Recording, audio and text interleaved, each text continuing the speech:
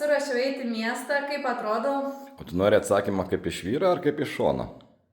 Tai aišku, kad kaip iš vyro. Na tai tu atrodai labai gražiai, labai stilingai, tokia visa švytinti, tokia... Nu, o jeigu tada kaip iš šono, kaip atrodo? Tai tu atrodai kaip šiaurės meška. Meška. Meška. Tai tu dabar mane išvadinai storulė. Aš nesakau, kad tu storulė. Ką ne storulė, tai visos meškos yra storas, reiškia, ir aš dabar storai atrodau. Tu nestorai, tu paprasčiausiai tokia vat pulkuota meška. Ką pūkuota meška stora, reiškia? Dabar tu nori, kad aš niekur net iš namų nebeikčiau. Kas tau sakė, kad tu iš namų neeitum, ta prasme tu... Tai jeigu aš stora atrodo, aš niekur nebenoriu su nieko susitikti. Tu tokia stilinga šiaurės meška atrodai. Tai pati stilingiausia, storiausia Šiauliuose esanti meška.